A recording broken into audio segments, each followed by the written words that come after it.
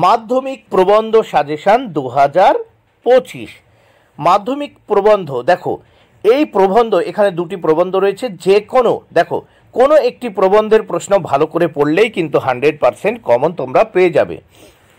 তাহলে দেখে নাও এই প্রবন্ধ থেকে যে প্রশ্নগুলো দেওয়া হয়েছে এর বাইরে তোমাদের কোনো প্রশ্ন পড়া লাগবে না, এগুলো পড়লেই 100% কমন পেয়ে যাবে। প্রথমে দেখে নেওয়া যাক হারিয়ে যাওয়া কালি কলম প্রবন্ধ থেকে যে প্রশ্ন তোমাদের পড়তে হবে। দেখো, এক, আশ্চর্য সবই আজ অবলুপ্তির পথে। কে কোথায় এ কথা বলেছেন? সবই বলতে তিনি কি অবলুপ্তির কথা বলেছেন? এই বক্তব্যের অনুষঙ্গে তিনি কোন ঘটনা ব্যক্ত করেছেন? 2 নম্বর প্রশ্ন, জন্ম নিল ফাউন্টেন পেন। ফাউন্টেন পেন বাংলায় কি নামে পরিচিত এবং ফাউন্টেন পেনের জন্মদাতাকে, কিভাবে ফাউন্টেন পেন জন্ম নিল, সেটি কিভাবে কলমের দুনিয়ায় বিপ্লব ঘটিয়েছিল? 3 নম্বর প্রশ্ন, হারিয়ে যাওয়া কালি কলম প্রবন্ধের লেখক বাঁশের কঞ্চি কেটে তৈরি কলম থেকে আধুনিক বল পেন পর্যন্ত কলমের যে ধারাবাহিক ইতিহাস লিখেছেন তা সংক্ষেপে লেখো। 4 নম্বর প্রশ্ন, প্রাবন্ধিকের কালি কলমের প্রতি ভালোবাসা হারিয়ে যাওয়া কালি কলম প্রবন্ধে কিভাবে ফুটে উঠেছে তা আলোচনা করো।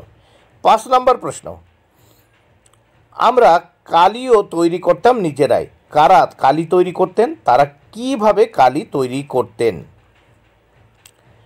দেখো, মাধ্যমিক সাজেশন 2025 বাংলা ভাষায় বিজ্ঞান থেকে তোমাদের যে প্রশ্নগুলো পড়তে হবে, অর্থাৎ মাধ্যমিক পরীক্ষার্থী বন্ধুরা বাংলা ভাষায় বিজ্ঞান থেকে যে প্রশ্নগুলো তোমরা পড়বে এর বাইরে কোনো প্রশ্ন পড়া লাগবে না।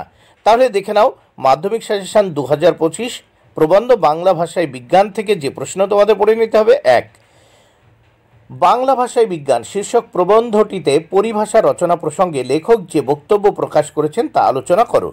2 নম্বর প্রশ্ন, আমাদের আলংকারিকগণ শব্দের ত্রিবিধ কথা বলেছেন। আলংকারিক বলতে কি বোঝায়? আলংকারিকদের ত্রিবিধ বিষয়টি বর্ণনা করো। 3 নম্বর প্রশ্ন, বৈজ্ঞানিক সন্দর্ভ কি?